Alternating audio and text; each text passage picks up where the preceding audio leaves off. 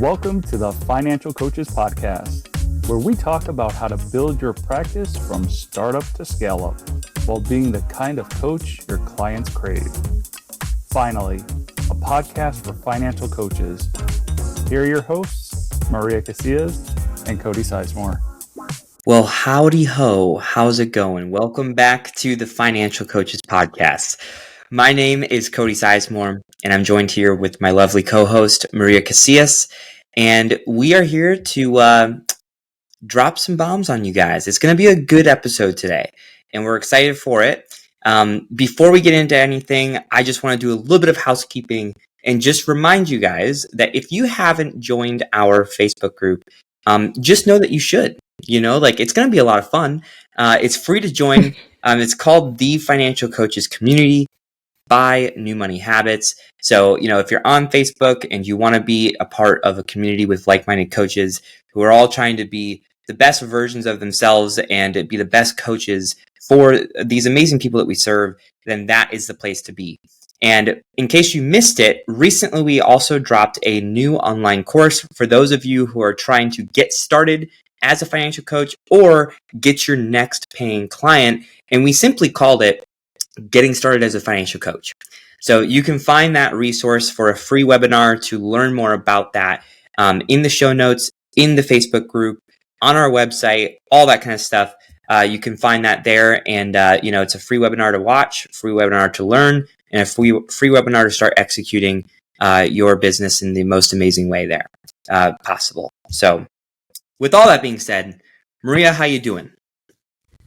I'm doing really well. Notice that you said howdy ho when we walked into this particular episode, and I'm like, I just got back from Texas several weeks ago. I would think you were the one who got back from Texas. But thanks for the glimpse backwards a little bit. Yeah, all of our Texas listeners are like, we don't say howdy ho, all right? No, actually, I never heard one person say that when we were there. I heard lots of y'alls though, and cute accent. I love it. Yes. So anyway, I won't tell you about the other woman from England that we got to talk to, and all of her accent and how we literally talked about poo for like an hour, and I thought only with somebody who calls it poo can you talk about that for an hour and actually have it be a fun conversation. So anyway, I digressed. I'm sorry about that, but happy to be here with you today, and I look forward to all that we have to offer our audiences today. Mm-hmm. Absolutely. So today's gonna be a good one. So if you're listening and you have the ability to take notes, I would recommend that you break that out right now. If you don't have the ability, I would recommend that you come back to this and that you then take notes when you can. Because today what we're going to be talking about is one of the most important aspects of, owning a financial coaching business. It's not the most important, but it's definitely up there, which is basically the idea of creating new clients and doing that through converting prospects into clients through your consultations, right? Mm-hmm. So what I thought would be kind of cool is just to kind of share what I personally do, if you're cool with it, Maria, but I would like to share what I personally do with my consultations to get people from interested in learning more to instead taking inspired action and signing up for coaching. Is that cool with you? Absolutely. I think it'll be great. Okay. Interested to inspired. I love it. That's right. Interested to inspire. Mm-hmm. It's good alliteration. I like that. It is. All right. So I'm just going to jump right in so we can make this as time efficient as possible because there's a lot to unpack here. Okay. So first and foremost, when you do get someone to book a consultation with you, it's probably a good idea to have them fill out like some sort of application. I call it an application, but when I communicate it with these people, I call it a questionnaire instead because it's I don't want them to feel like they're applying to talk to me. It's just a questionnaire, but having something to gather some basic information to see where they're at, So, for example, like with my questionnaires, my applications, I ask a series of questions, and I can actually just pull them up right now so I can kind of share with you what they look like. 1 second here. So some of the things that I would ask would be like, what's your name? What's your spouse's name? What's your email? What's your phone number? Getting all their information, right? Then I would maybe ask something like, what's the biggest thing that you're looking to improve with your finances? Another question would be, what's the ideal place that you want your finances to be? Another question would be, what's the biggest obstacle that you're facing in your finances right now? So those 3 questions kind of give us like a little snapshot of like, what's the thing you want to have it, or what's the thing that you want to have? And also, what's the thing that's making it the most difficult for you? So you have that information before you even hop on the phone call with them. That's very, very important. Then it is, basically like, you ask them, okay, so give us some basic information. So what's your income look like? What kind of debts do you have? The amounts on the debts and the amounts of the payments. How much do you have in savings? Or do you have any investments? And, what's your living situation look like? Are you renting? Do you have a mortgage? And how much is it? That gives us the basic information to really help us paint a good picture for, their overall financial situation.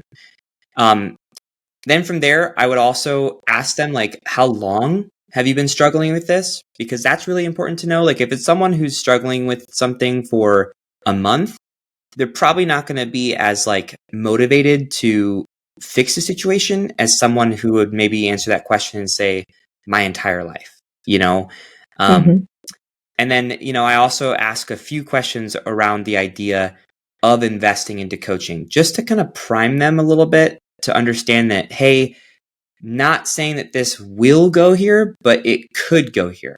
So I have questions that say something like, if someone asked you to spend money in order to, get XYZ result, you would blank, and then give them the few options. So, it'd be something like avoid it at all cost, or I'd be a little bit intimidated, but with the proven system, I would do it because I'm serious about solving this issue. Or it could be something like, I would know that it's what any serious person would do who wants to create the life that they want to create. Something like that. Give them a few options. Then I would say, and that's a good thing to have just because like you want to know where they're at. If someone answers that they're going to avoid it at all costs, then you probably know that they're not going to be interested in getting financial coaching. But if someone says, hey, like I know this is what any person would do who wants success, then they're probably motivated to enter your program, right? So you're doing a little bit of a gauge there. I would also ask them to confirm that they're going to show up to the appointment on time and distraction free. If they have a spouse, make sure that you understand. Make sure that you make a commitment that like, hey, I require that both parties are on the call. I don't want to talk to just the husband or just the wife. I want to talk to both of you if both of you make financial decisions together, right? And then lastly, I do like a little funny question just to like lighten it up. So my personal one is like, hey, on a scale of 1 to Ryan Reynolds, how awesome are you? Just to lighten it up a little bit. It doesn't have to be that exactly, but something like that, right? But just having a good application, so that you kind of have a good understanding of like where their financial position is before you hop on the call. You know what they're struggling with, what their goals are, and what their level of investment is, if they're ready to invest or not. Does all that make sense, Maria? Yep. There's just a couple other things that I include on mine, but some of them are just worded a little bit differently. But I think you've hit most of that. One thing that I was that I think I heard missing that I put on mine is, well, 2 things. One, an early money memory that they have, and it just kind of gives me an idea of like where might some of what they're dealing with have started from.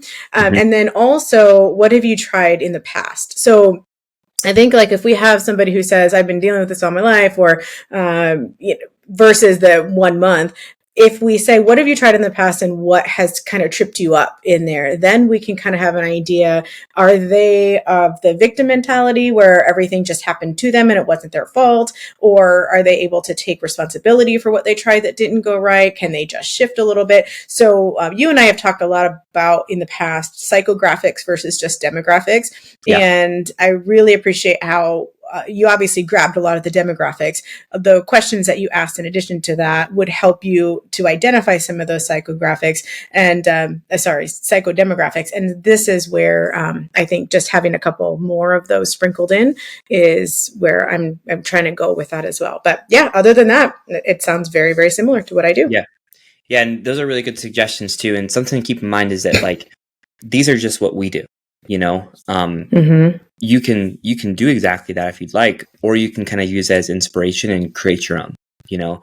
But I think it's important. Get creative with it. Yeah, I think it's important to have those kind of pillars, like where you at, where you been, where you want to go, you know. Yeah. So if you have those 3 pillars, then that's a good application. Now, as far as the actual consultation goes, the way that I handle things is my consultations are a little bit longer.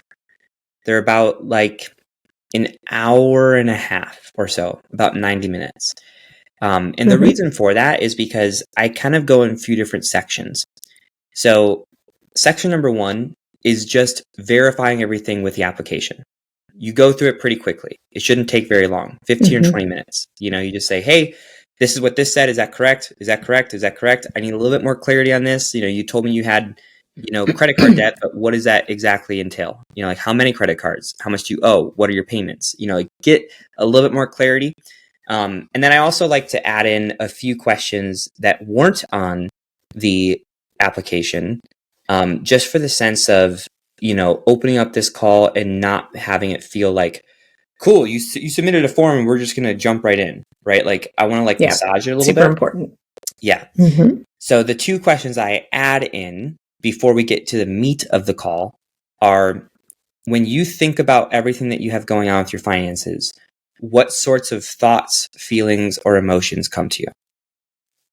You know, and a lot of people will say like, you know, it brings me anxiety. I'm stressed. I feel like I'm not making traction. I have like, you know, shame around it, like stuff like that, right? That's really important to understand. Very, very important, because you're going to dig into that later on in the call. And then the second question I would ask is, if you had to be 100% honest with yourself, what do you feel is currently holding you back from being where you ultimately want to be with your money? And that's really telling. Maybe someone will say, I have an impulse buying issue, right? Just for an example. But narrowing that down to where you basically say, what's the number one thing that you need help with? That's essentially what you're asking, right?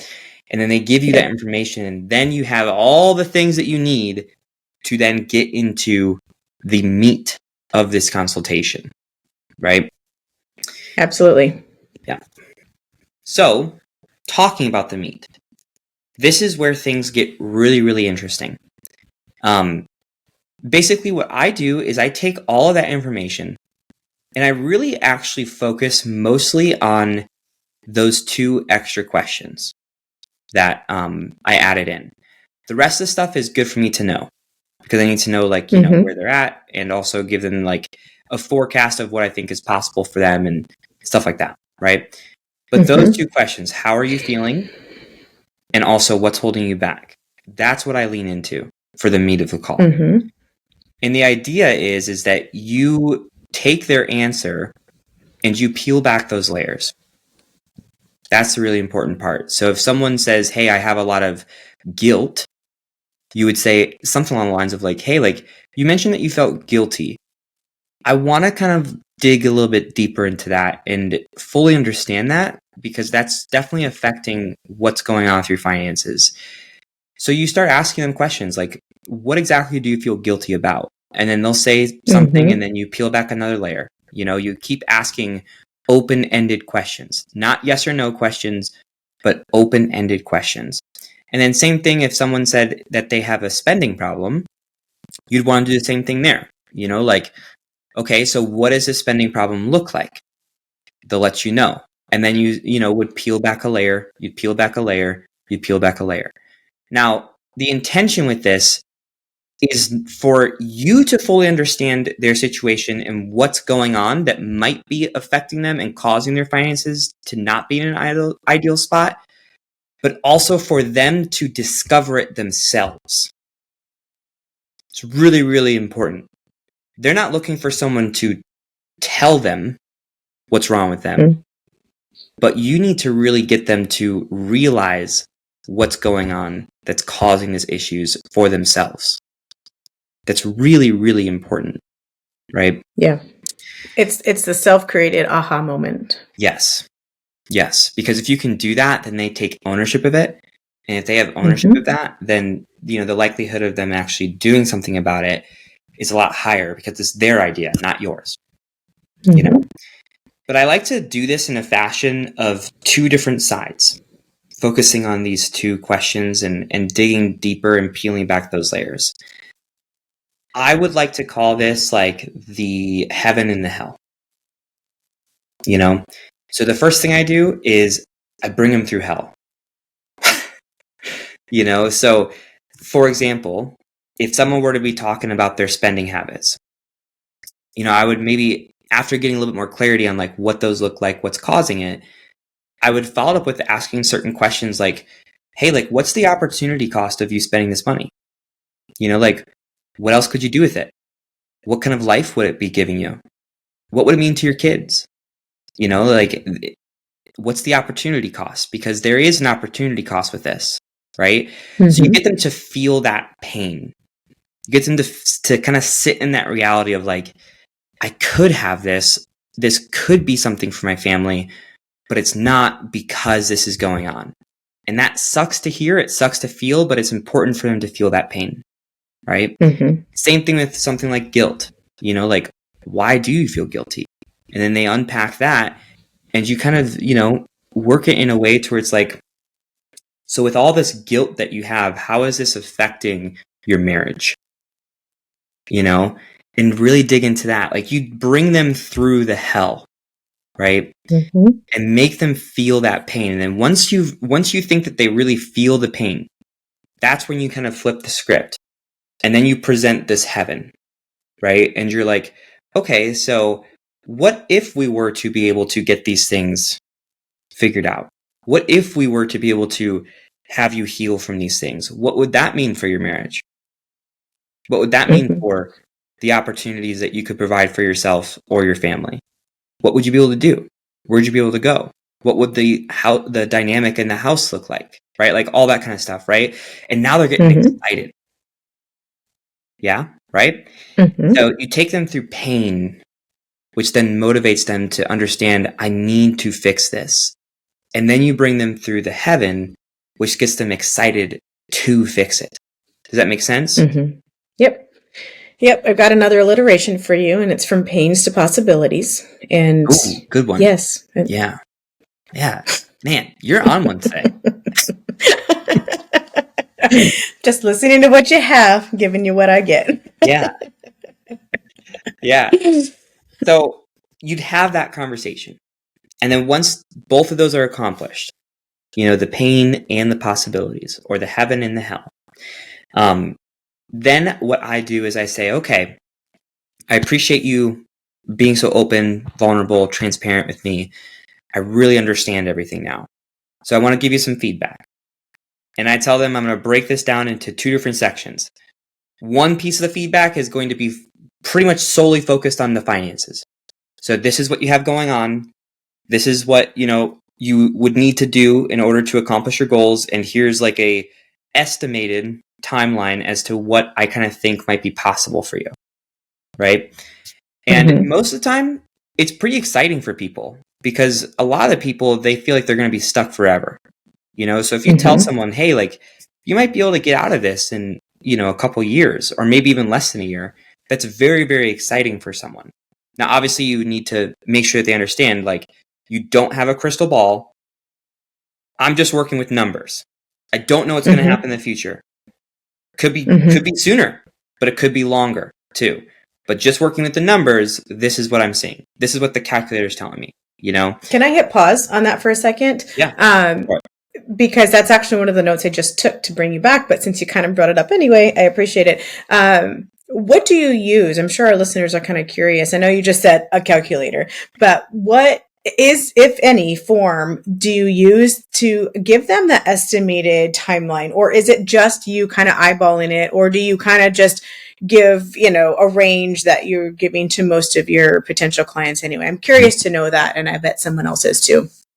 Yeah, I use a calculator. Okay. So well, that's super sophisticated. No, Yeah. I'm just kidding. But what do you put into the calculator? Yeah, I understand what you're saying. You're asking like, how do I figure that out, right? Yeah. Yeah. So basically, with all the information that they gave me before, like they gave me how much their payments are on their debts. They gave me their income. They gave me, what their mortgage or rent payment is. Mm-hmm. I have all of that. So basically, what I do is start with the income. I subtract all of those expenses. And then from there, depending on their family situation, I kind of do like a rough estimate as to how much daily living expenses that they might need. So, groceries, gas, car insurance, phone bill, subscriptions, spending money, stuff like that, right? Mm-hmm. So for a single person, I might say like, hey, maybe they need, somewhere between $1,500 to $2,000 for that a month, something like that, right? For, a married couple with 2 kids, maybe it's somewhere between, $2,000 to $3,000, something like that, So I kind of do like an estimate there, and I subtract that from the income as well. And then whatever's left over is what I call the financial power, also known as surplus. Okay. So what I do is I take that surplus, I take the minimum payments that they're paying on their debts, and I take the total amount of debt that they owe, and I divide it by the surplus and the payments on the debts. I get a certain number, and then I'll multiply that by like 25% because I want to take into account of interest rates. And that will give you a number of months. So the calculator might say 17 point blah, blah, blah, blah, blah, blah. And it just says, hey, it's 17. A year and a half.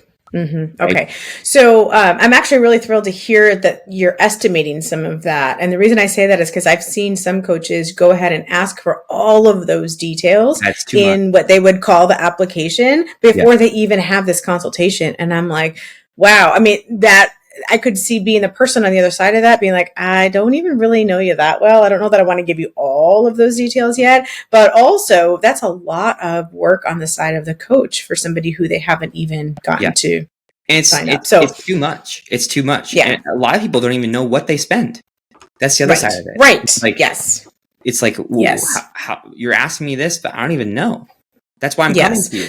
Yes, exactly. So out of curiosity, do you then, when you tell them it could take longer, it could be faster, do you let them know approximately where you're getting your numbers from? And the reason I'm asking that is because if they have, like you said, a spending problem in this particular area, then they haven't really told you about that before you had done some of the calculations. You're letting them kind of see a glimpse into the future as to what may need to be shifted or cut back a little bit. Okay, good. So what I do is I walk them through that. I'm like, so starting with your income, we subtract this, we subtract this, we subtract this. And then I'm going to say we subtract an additional X amount of dollars for your daily living. And I explain what that is. And I always ask them, I say, do you think that X amount of dollars is fair? Yeah. How does that sound? Yeah, exactly. And they would say, yeah, that sounds right. I'm like, okay, great. Because if that's the case, then what the numbers are telling us is that you should have, $1,000 at the end of every month. Right. And then they hear that and they're like, what? And I'm like, so that's the good news. The good news is that money's there. The bad news is that something's happening to it. And it's not working for you yet. Keyword is yet. But if we get it to work for you, and when we get it to work for you, this is what I'm seeing what's possible for you. Insert timeline. Right? Yeah. So that's what I do for the first part of the feedback is I do that and then I get their reaction to it. How does that sound? Most people are excited. They're like, I don't even, that sounds great, but how do I do it? And that's where you go into the second part of the feedback, which is you're pulling it from the meat of that conversation, the heaven and hell, right? And the whole purpose of you having that is for you to identify a few things that are currently missing for them that they really need in order to turn things around. So, for example, if I have a conversation with someone and I'm like, okay, this person needs 3 things because they don't have this right now. Number 1, they need to transform their relationship with money. They've got some stuff from their past that is just stripping them from their power, and it's causing a lot of money issues. That might be one, right? Maybe they don't have any sort of budget, So I'd be like, that's something that's missing that you really need, And then maybe, they just they don't really have like the internal why, maybe their surface level reason for getting out of debt is because they just don't want to be stressed. Well, that's not going to be strong enough, right? So you need to kind of like lean into that. So the second part of the feedback is where the real magic happens. You say, this is what's missing. Without these things, you're going to keep experiencing what you're experiencing. But with them, you're going to have a higher likelihood of getting that timeline that we talked about accomplished. Right. And here's what these 3 things look like. Paint it out for them, make sure they understand, and then stop and say, what's your feedback on that? They'll be like, man, I never even thought about that. Like, that makes total sense, like all this kind of stuff, right? Now they're getting really excited. They're getting inspired. And at that point, that's where you say, hey, I wasn't sure what you're looking for on this call. If you're just looking to get some feedback, great. I'm happy to be that person and just help you. But everything that I just outlined is exactly how I help people. And if you're looking for someone to kind of walk with you and to teach you these things and to help guide you and to hold you accountable and help you grow, and if you're curious about what my program looks like, I'd be more than happy to unpack that with you.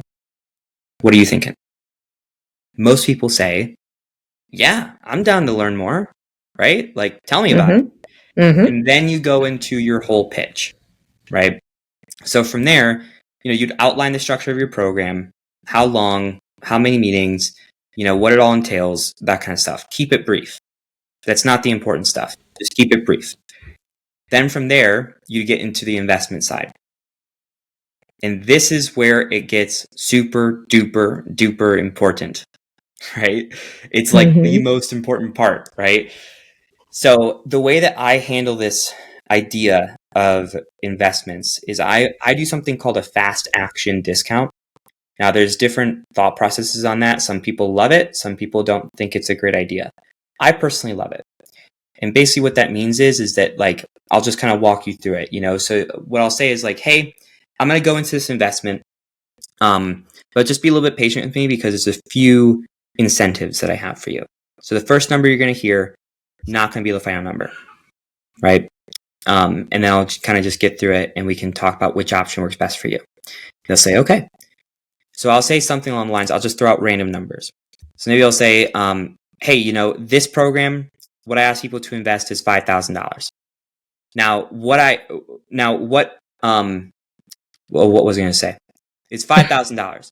Now, if you were to make the decision to move forward with coaching and really investing in yourself, I do have a few incentives. And you do this today. I do have a few incentives. And the incentives basically look like this. If you're ready to move forward today, I would take off $1,000. So it comes down to $4,000. And I'm happy to do that in an installment plan to make it more digestible for you. And we can talk about that if you'd like. Getting started with this program is the hardest part. But once you get in it, it's going to flow really well for you.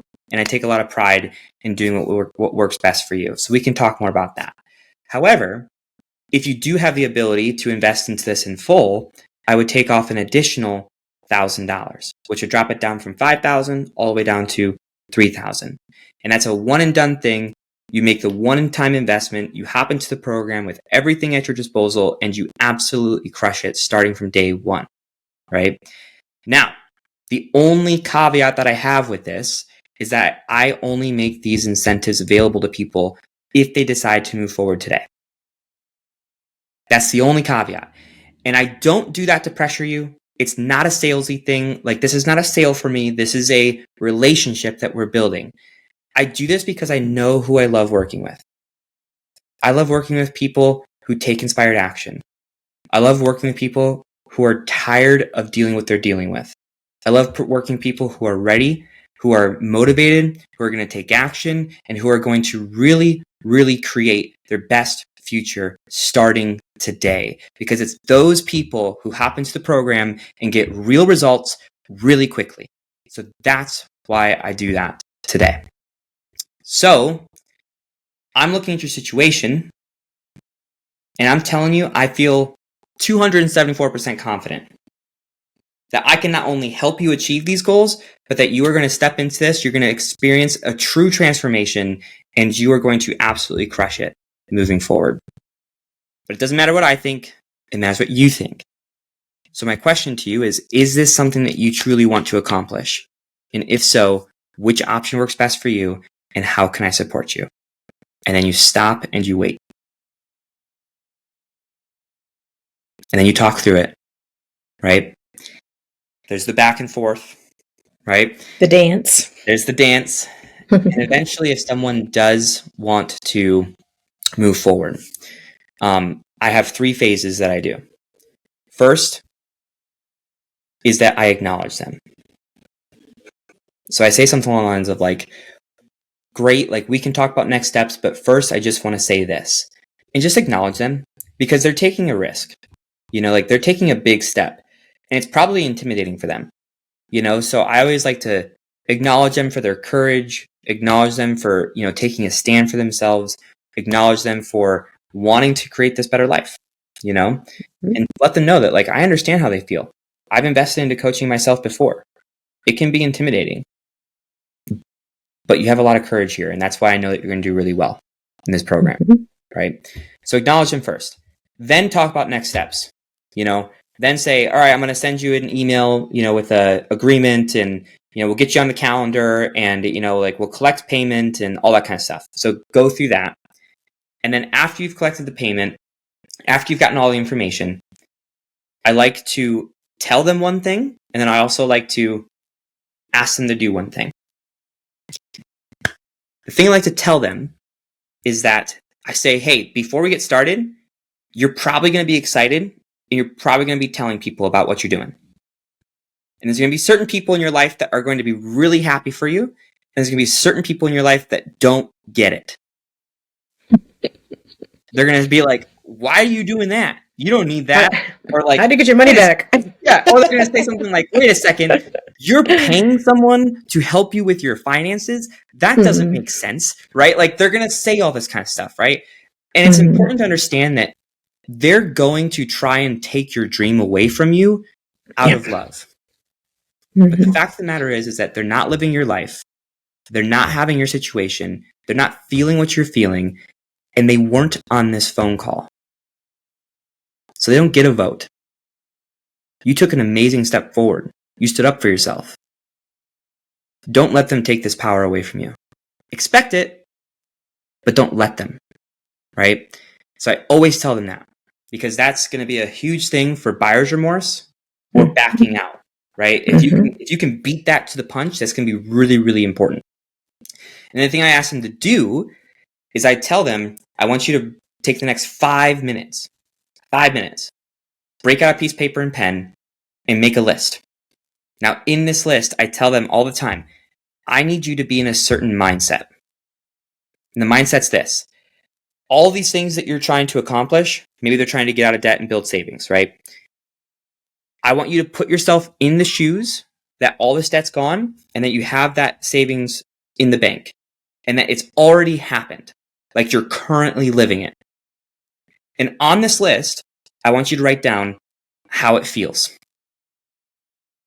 what it's going to say about yourself, what it's going to do for your marriage, what it's going to do for your kids, what you're going to be able to do, where you're going to be able to go, all that kind of stuff. Just start jotting it down, right? And when you're done, take a picture of it and send it to me. And the reason I do this is because when they do that and they start really visualizing their life at their end goal, it's going to be really, really difficult to justify walking away from that. Mm-hmm. Again, taking away the buyer's remorse. Mm-hmm. And I have them send it to me for two reasons. One, so I know that they did it. And two, because I actually use that list as a tool in my coaching. Of course. You know? So it accomplishes a lot, right? So throughout that entire process, you know, you're getting them in, you're acknowledging them, you get them, you know, figured out with next steps, and then you're essentially like putting in your own insurance policy on the tail end of like, this is what people are going to say, expect it, don't let them take this away from you. And also, hey, let's talk about this dream life. And let's not let's not have you walk away from that. And that is what I found to be very, very effective with converting prospects into clients. I know that's a lot. No, it's beautiful. I really appreciate you doing it. I think that anybody who is just driving down the road or listening to this while walking on a treadmill is now going to realize that they need to go back and write it down, because ultimately, I mean, you gave everybody basically a script on what they can use. Now, I do believe that it's important to not just use scripts because those are Cody's words from Cody's personality and, you know, Cody's clientele, etc. But it really did at least provide an outline for people to, you know, kind of change up those scripts a little bit so it looks more like them. Yeah, it's a structure. It's a structure. Like, it is a structure. You shouldn't use a script. You really shouldn't. Right. But you gave one. So, and I share that on purpose because, you know, like he said, don't use a script. But if you struggle with finding the words, write down the script that Cody gave, and then say that in your own way to kind of figure out what your own structure and way should look like and sound like. So yeah, those I think that's I think it's beautiful that you. The biggest thing I want to say in regards to script, I don't use a script. Now, the reason that I said that, like, and it felt like, you know, a script just like listening to it, is because I've said it hundreds of times. Over and over. Yeah. Right. I know. That's my point. Yes. So they have to figure out like what feels right to say for them and then practice it over and over and over. And some of it can be, you know, with prospects, but some of it can be like with your spouse too, or your kids, you know, like just practice saying it. And because I've heard that too about like your pricing, like practice saying that pricing, especially if it's higher pricing and you're like, oh, I'm not super comfortable with that. You've got to be able to say it out loud many, many times in order to get comfortable with that. Yeah. My biggest thing is that whatever you say, it needs to be genuine and it needs to come from the heart. You know, like it just needs to. You know, so if there's anything that I had said that you're like, man, it sounds cheesy, you know, or I don't know if I would do that or if I'd say that, then don't say it. You know, like find something else to say that is unique to you. You know, like that's the biggest thing. Because if you were to take something from someone else and try and present it to someone to get them to sign up, they're going to feel it. You know, they're going to feel it. But if it's coming from a place in your heart that you're genuine, you know, you're this word is thrown out a lot nowadays, but if you're authentic, right? I knew it was coming. Then they're going to feel that too, you know? So that's the biggest thing there. But as far as structure goes, yeah, I mean, you know, like application, review application, get to the meat, the heaven and the hell, give them feedback on the finances, give them feedback on the heaven and the hell. And then, you know, present the idea of coaching and then, you know, give the structure of your program, unpack the investment, and then close the loop. That's the structure. Yeah. If I may, there's one thing I just wanted to say at the end of what you said. Now I feel like I'm going back and then we'll close it out. But one of the things I really love about the end part where you have them send the picture to you, you kind of touched on a little bit, but I just want to dig in a little bit more. It's that idea that it doesn't, you know, you told them that other people are going to start doubting them, right? And this is kind of a way to help with that buyer's remorse. But I think one of the other pieces that happens when you have them take that picture for you and send it to them, to you for themselves, is it allows you to help them when the old them starts resurfacing and doubting what they're accomplishing 100%. and doubting all of that. And I know that that's probably what you were referencing when you said I use it as a tool later on. But I just wanted to just put that out there so that you guys can hear where Cody's coming from. And I was hoping that that's where you were going with it. So yeah, just to put it there and say, this is what you are capable of. Don't let that old person talk you back out of something like this. And it will happen with buyer's remorse. Yes. But I'm talking about 2, 3, 5 months down the road when all of the roller coaster stuff comes back in and life knocks them back on their butts. Remind them that this is what they're capable of. Yeah. And that's exactly how I use it. Exactly. It's for those moments to where, like you said, like the old you starts to creep back, and it's a great tool. It's a great tool. So, and I agree, because it came from the time. It came from that. And half the time they probably forget that they even did it. Right. And I think that's one of the things, it's just this checking the box. I'm in that moment of I'm sending them the money. I'm checking the box. Here's what he told me to do. It was my homework.